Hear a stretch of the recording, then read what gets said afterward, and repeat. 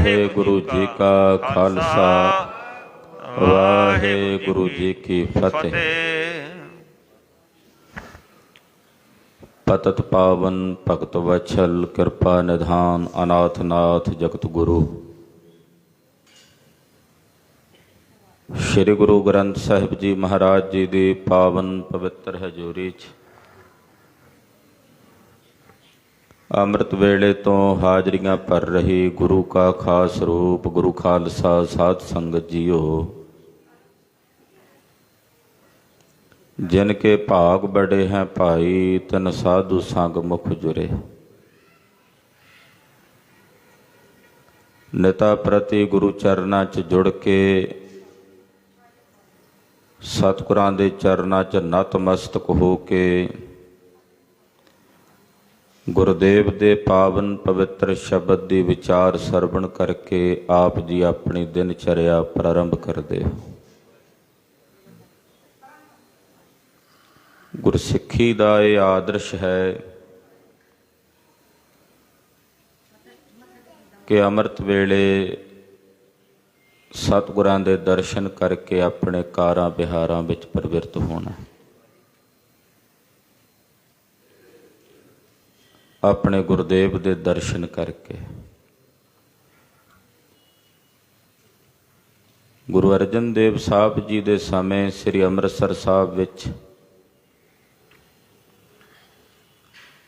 दुकानदारी करन वाले दुकानदार वीर महाराज जी दे चरनां विच आए। सतगुरां नूं आके बेनती कीती, सतगुरु जी असीं तुहाडे हुक्म दे बद्दे इस नगर विच आके वसे हाँ।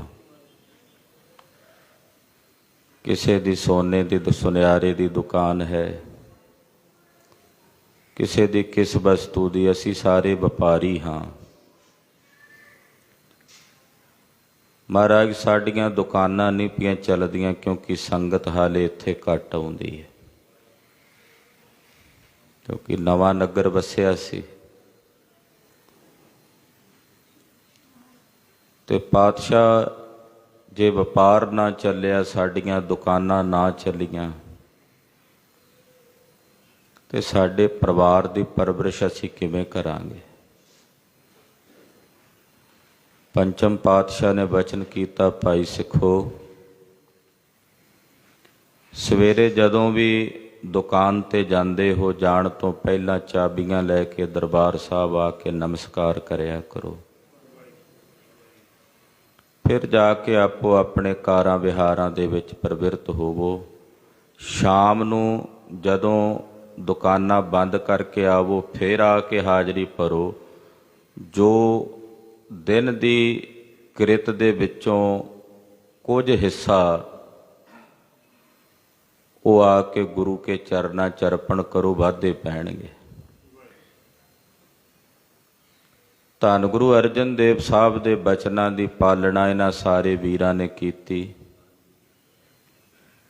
दिनां विच ही वारे न्यारे हो गए। सुनियारे जिहड़े सोने दी किरत करन वाले कहंदे साडा महाराज जी काम नहीं पिया चलदा। अज गुरु अर्जन साहब दी किरपा नाल श्री अमृतसर साहब विच सब तो वड्डी मंडी सोने दी है। सो कहण तो भाव गुरसिख अपने गुरु का आसरा लैंदा, कदे भी किसी काम च किरत विच प्रवृत्त होवे। अमृत वेले तो आप जी गुरु चरना च हाजरियां भर रहे हो। आसा जी दी वार दे कीर्तन दियां छैबरां लगियां हन।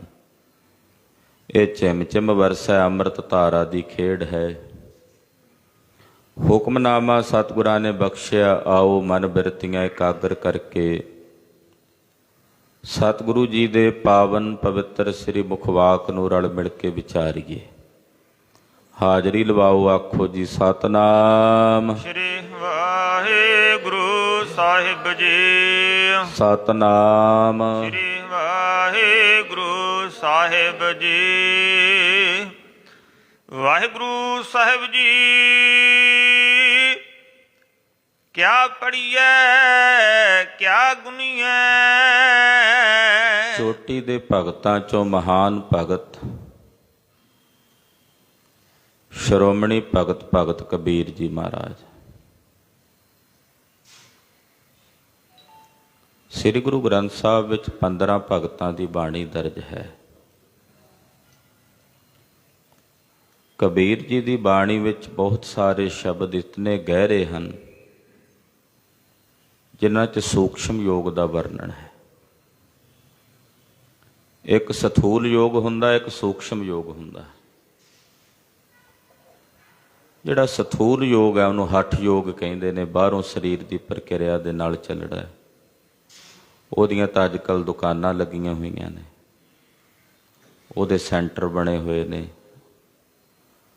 ਪਰ ਜਿਹੜਾ ਸੂਖਸ਼ਮ ਯੋਗ ਹੈ ਉਹ ਬੜਾ ਗਹਿਰਾ ਹੈ। ਕਬੀਰ ਜੀ ਮਹਾਰਾਜ ਉਸ ਸੂਖਸ਼ਮ ਯੋਗ ਦੀ ਗੱਲ ਆਪਣੀ ਬਾਣੀ 'ਚ ਕਰਦੇ ਨੇ। ਪਾਠੀ ਗਗਨ ਸਿੰਘਿਆਂ ਰਚੁੰਗਿਆਂ ਕਨਕ ਕਲਸ ਇੱਕ ਪਾਇਆ। ਇਤਨੇ ਗਹਿਰੇ ਸ਼ਬਦ ਨੇ ਕਿ ਸਾਡੀ ਸੁਰਤ ਉੱਥੇ ਤੱਕ ਪਹੁੰਚਣੀ ਔਖੀ ਹੈ, ਤੇ ਬਹੁਤ ਸਰਲ ਵੀ ਨੇ ਬਹੁਤ ਸਾਰੇ ਸ਼ਬਦ ਜਿਨ੍ਹਾਂ ਵਿੱਚ ਸਿੱਧਾ ਸਪਸ਼ਟ ਹੁਕਮ ਹੈ। ਅੱਜ ਦਾ ਪਾਵਨ ਪਵਿੱਤਰ ਸ਼ਬਦ ਮਹਾਰਾਜ ਭਗਤ ਕਬੀਰ ਜੀ ਉਚਾਰਨ ਕਰ ਰਹੇ ਨੇ। ਪਰਮੇਸ਼ਰ ਦੇ ਸਿਮਰਨ ਤੋਂ ਬਿਨਾਂ, ਆਤਮ ਗਿਆਨ ਤੋਂ ਬਿਨਾਂ ਪੜ੍ਹਨਾ ਕਿਆ ਹੈ, ਕਿਆ ਪੜ੍ਹੀਏ। ਗੁਣੀਐ ਵਿਚਾਰਨਾ ਉਹ ਕਿਆ ਹੈ। ਜੇ ਤੁਸੀਂ ਆਤਮ ਗਿਆਨ ਦੀ ਪ੍ਰਾਪਤੀ ਨਹੀਂ ਕੀਤੀ ਤਾਂ ਫਿਰ ਇਹ ਪੜ੍ਹੇ ਹੋਏ ਦਾ ਕੀ ਮਤਲਬ ਹੈ, ਫਿਰ ਇਸ ਵਿਚਾਰੇ ਹੋਏ ਦਾ ਕੀ ਮਤਲਬ ਹੈ।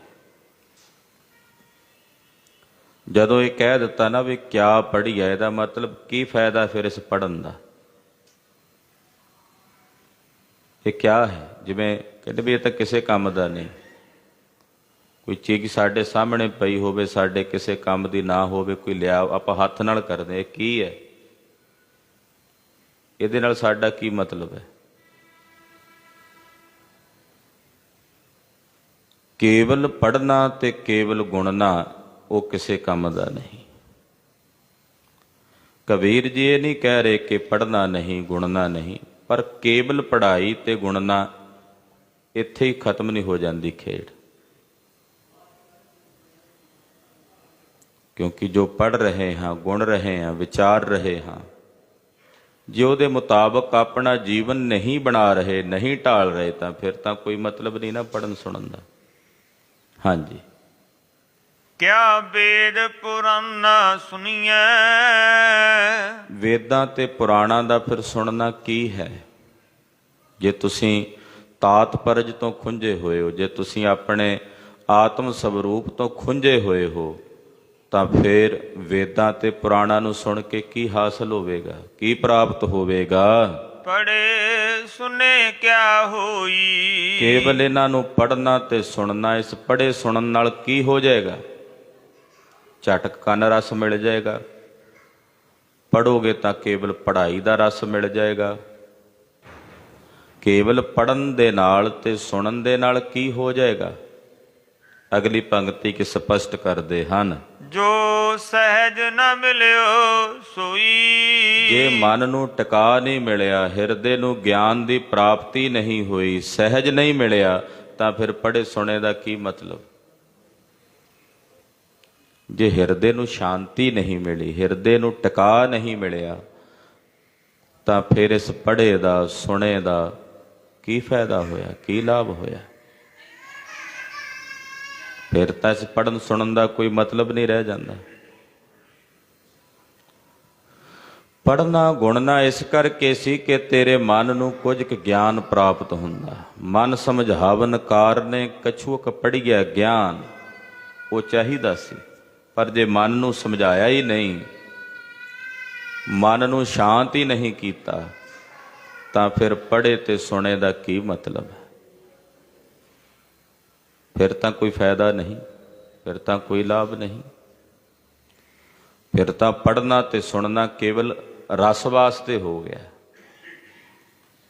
ਬਹੁਤ ਸਾਰੇ ਨਾਵਲ ਲਿਖੇ ਜਾਂਦੇ ਨੇ, ਬਹੁਤ ਸਾਰਾ ਸਾਹਿਤ ਲਿਖਿਆ ਜਾਂਦਾ ਹੈ। ਜੇ ਉਸ ਨੂੰ ਪੜ੍ਹਿਆ ਜਾਂਦਾ ਤਾਂ ਕੇਵਲ ਰਸ ਵਾਸਤੇ ਪੜ੍ਹਿਆ ਜਾਂਦਾ। ਬਹੁਤ ਸਾਰਿਆਂ ਨੂੰ ਸੁਣਨ ਦਾ ਸੁਭਾਅ ਹੁੰਦਾ ਹੈ, ਉਹਨਾਂ ਨੂੰ ਕੇਵਲ ਕੰਨ ਰਸ ਆਉਂਦਾ ਹੈ ਸੁਣ ਕੇ, ਕੰਨ ਰਸ ਵਾਸਤੇ ਸੁਣਦੇ ਹਨ। ਫਿਰ ਇਹੋ ਜਿਹੇ ਪੜ੍ਹਨ ਸੁਣਨ ਦਾ ਕੀ ਫਾਇਦਾ ਜੇ ਹਿਰਦੇ ਨੂੰ ਸ਼ਾਂਤੀ ਨਹੀਂ ਮਿਲੀ, ਹਿਰਦੇ ਨੂੰ ਗਿਆਨ ਨਹੀਂ ਮਿਲਿਆ, ਹਿਰਦੇ ਨੂੰ ਟਿਕਾ ਨਹੀਂ ਮਿਲਿਆ। ਜੋ ਸਹਿਜ ਨਾ ਮਿਲੇ ਉਹ ਸੋਈ, ਜੇ ਸਹਿਜ ਹੀ ਨਹੀਂ ਮਿਲਿਆ ਫਿਰ ਐਸੀ ਪੜ੍ਹਾਈ ਦਾ, ਐਸੇ ਵੇਦ ਸ਼ਾਸਤਰ ਨੂੰ ਸੁਣਨ ਦਾ ਕੀ ਲਾਭ ਹੋਇਆ। ਹਰ ਕਾ ਨਾਮ ਨਾ ਜਪਸ ਗਵਾਰਾ।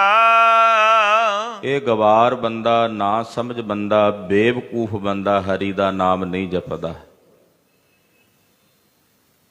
ਇਹ ਗਵਾਰ ਹੈ। ਨਾ ਗਵਾਰ ਦਾ ਮਤਲਬ ਹੁੰਦਾ ਨਾ ਸਮਝ, ਬੇਸਮਝ। ਇਹ ਬੇਸਮਝ ਬੰਦਾ ਹਰੀ ਦਾ ਨਾਮ ਨਹੀਂ ਜਪਦਾ।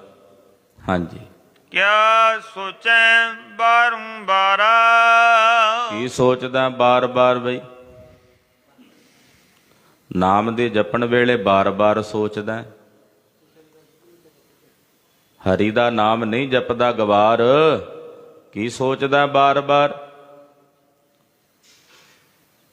ਕਿਉਂਕਿ ਨਾਮ ਜਪਣ ਵੇਲੇ ਸੋਚਦਾ ਵੀ ਹਾਲੇ ਜਪਾਂਗੇ, ਹਾਲੇ ਆ ਜਾਣ ਦਿਓ ਸਮਾਂ, ਆਹ ਕੰਮ ਕਾਰ ਪਹਿਲਾਂ ਨਿਬੇੜ ਲਈਏ, ਆਹ ਕੰਮ ਪਹਿਲਾਂ ਨਿਬੜ ਜਾਏ ਫਿਰ ਕਰਾਂਗੇ।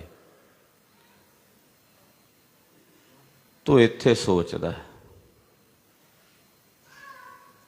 ਪਾਤਸ਼ਾਹ ਕਹਿੰਦੇ ਜੇ ਤੂੰ ਨਾਮ ਨਹੀਂ ਜਪਦਾ ਤਾਂ ਤੂੰ ਗਵਾਰ ਹੈ, ਨਾ ਸਮਝ।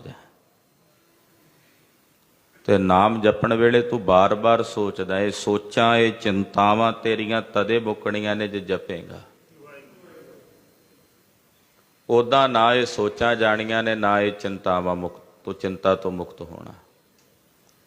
ਸਾਹਿਬ ਗਰੀਬ ਨਵਾਜ ਪਾਤਸ਼ਾਹ ਕਹਿੰਦੇ, ਹੇ ਗਵਾਰ ਨਾ ਸਮਝ ਕੀ ਸੋਚਦਾ ਬਾਰ-ਬਾਰ, ਤੂੰ ਹਰੀ ਦਾ ਨਾਮ ਕਿਉਂ ਨਹੀਂ ਜਪਦਾ। ਰਹਾਉ ਅੰਧਿਆਰੇ ਦੀਪਕ ਚਾਹੀਐ। ਸੁਭਾਵਕ ਹੈ, ਹਨੇਰੇ ਵਿੱਚ ਦੀਵੇ ਦੀ ਲੋੜ ਹੁੰਦੀ ਹੈ, ਰੌਸ਼ਨੀ ਦੀ ਲੋੜ ਹੁੰਦੀ ਹੈ। ਅੰਧਕਾਰ ਦੇ ਵਿੱਚ ਤਾਂ ਅਸੀਂ ਜ਼ਿੰਦਗੀ ਨਹੀਂ ਨਾ ਬਤੀਤ ਕਰ ਸਕਦੇ।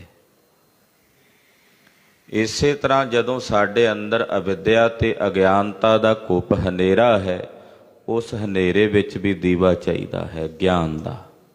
ਹਾਂਜੀ, ਇੱਕ ਬਸਤ ਅਗੋਚਰ ਲਹੀਐ। ਜਦੋਂ ਗਿਆਨ ਦਾ ਦੀਵਾ ਜਗੇਗਾ ਤੇ ਫਿਰ ਅਗੋਚਰ ਵਸਤੂ, ਜਿਹੜੀਆਂ ਇੰਦਰੀਆਂ ਦੀ ਪਕੜ ਤੋਂ ਪਰੇ ਦੀ ਵਸਤੂ ਹੈ, ਫਿਰ ਉਹਦੀ ਪ੍ਰਾਪਤੀ ਹੁੰਦੀ ਹੈ, ਜਿਸ ਨੂੰ ਆਤਮ ਸਰੂਪ ਕਹਿੰਦੇ ਨੇ।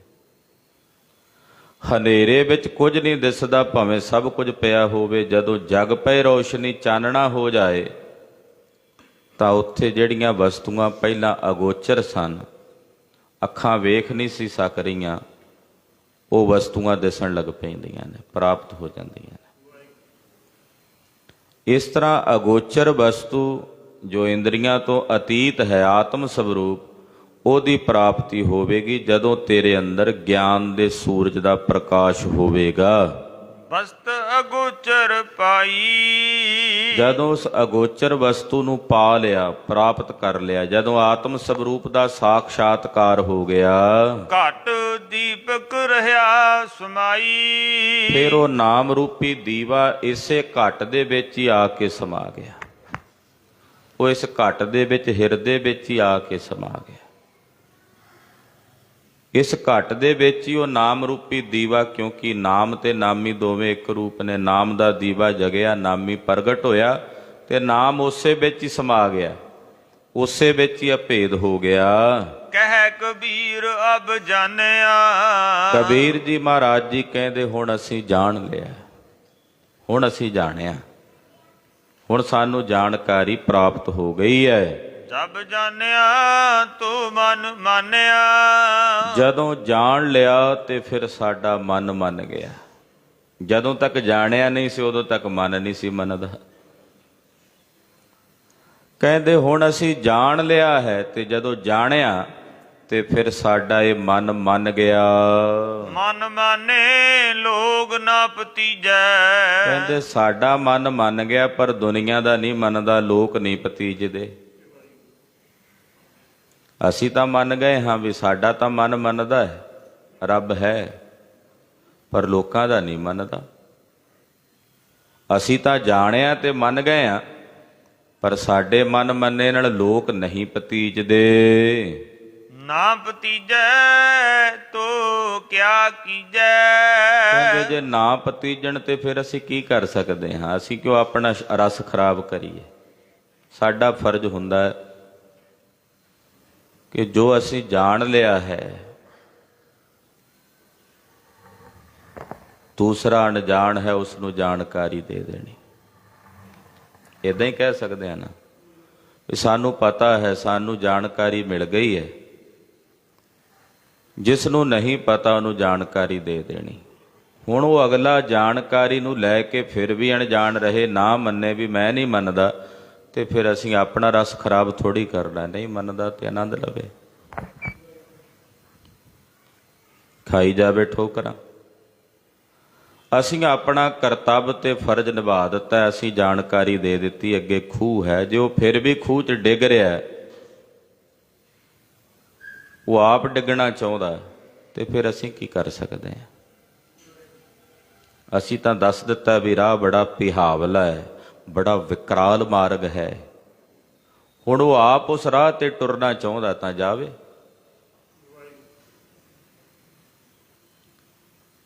ਅਕਸਰ ਅਸੀਂ ਕਈ ਵਾਰ ਆਪਣੇ ਆਤਮ ਰਸ ਨੂੰ ਉਦੋਂ ਖਰਾਬ ਕਰਦੇ ਹਾਂ ਜਦੋਂ ਜ਼ਬਰਦਸਤੀ ਕਿਸੇ ਨੂੰ ਆਪਣੀ ਗੱਲ ਮਨਾਉਂਦੇ ਹਾਂ। ਜਦੋਂ ਨਹੀਂ ਮੰਨਦਾ, ਅਸੀਂ ਬਾਰ-ਬਾਰ ਕਹਿੰਦੇ ਤਾਂ ਮਨ ਅਸ਼ਾਂਤ ਹੁੰਦਾ ਹੈ। ਇਤਨੀ ਟਿਕਾਣੇ ਦੀ ਗੱਲ, ਇਤਨੀ ਗਿਆਨ ਦੀ ਗੱਲ ਇਹਨੂੰ ਦੱਸ ਰਹੇ ਹਾਂ, ਪਰ ਇਹ ਮੂਰਖ ਨਹੀਂ ਸਮਝਦਾ। ਉਦੋਂ ਸਾਡਾ ਆਪਣਾ ਰਸ ਖਰਾਬ ਹੁੰਦਾ, ਜਦੋਂ ਅਸੀਂ ਬਹਿਸਬਾਜ਼ੀ ਵਿੱਚ ਆ ਜਾਂਦੇ ਹਾਂ, ਜਦੋਂ ਅਸੀਂ ਕਈ ਪ੍ਰਕਾਰ ਦੀਆਂ ਦਲੀਲਾਂ ਦੇ ਦੇ ਕੇ ਉਹਨੂੰ ਸਮਝਾਉਣ ਦਾ ਯਤਨ ਕਰਦੇ ਹਾਂ, ਤਾਂ ਫਿਰ ਆਪਣਾ ਰਸ ਜਾਂਦਾ ਰਹਿੰਦਾ। ਇਸ ਕਰਕੇ ਇੱਥੇ ਆ ਕੇ ਭਗਤ ਜੀ ਨੇ ਕਿਹਾ ਵੀ ਲੋਕਾਂ ਨੂੰ ਆਪੋ ਆਪਣੀ ਤੇ ਮੈਨੂੰ ਆਪਣੀ ਪਈ ਹੈ। ਗੁਰਸਿੱਖ ਸਰਬੱਤ ਦੇ ਭਲੇ ਦੀ ਕਾਂਖਾ ਰੱਖਦਾ, ਸਰਬੱਤ ਦੇ ਭਲੇ ਦੀ ਇੱਛਾ ਰੱਖਦਾ, ਔਰ ਉਹ ਕਰਦਾ ਵੀ ਹੈ। ਤੇ ਸਰਬੱਤ ਦੇ ਭਲੇ ਦੀ ਕਾਂਖਾ ਰੱਖ ਕੇ ਸਰਬੱਤ ਦੇ ਭਲੇ ਦੀ ਅਰਦਾਸ ਕਰਦਾ। ਪਰ ਜੇ ਕੋਈ ਹੁਣ ਉਹਦੇ ਨਾਲ ਕਿਸੇ ਪ੍ਰਕਾਰ ਦੇ ਨਾਲ ਦਲੀਲਬਾਜ਼ੀ ਕਰੇ, ਊਲ ਜਲੂਲ ਕਰੇ, ਤਾਂ ਗੁਰਸਿੱਖ ਆਪਣੇ ਆਨੰਦ 'ਚ ਰਹਿੰਦਾ। ਭਾਈ ਤੂੰ ਆਪਣੇ ਆਨੰਦ 'ਚ ਰਹਿ, ਨਹੀਂ ਮੰਨਦਾ ਨਾ ਮੰਨ। ਕਬੀਰ ਜੀ ਮਹਾਰਾਜ ਜੀ ਕਹਿੰਦੇ ਜੇ ਮੇਰਾ ਮਨ ਮੰਨ ਗਿਆ, ਲੋਕ ਨਹੀਂ ਪਤੀਜਦੇ, ਨਹੀਂ ਪਤੀਜਦੇ ਤੇ ਮੈਂ ਕੀ ਕਰ ਸਕਦਾ? ਕਿਸੇ ਨੂੰ ਜ਼ਬਰਦਸਤੀ ਬੰਨ੍ਹ ਕੇ ਤੇ ਖੀਰ ਨਹੀਂ ਨਾ ਖਵਾਈ ਜਾ ਸਕਦੀ।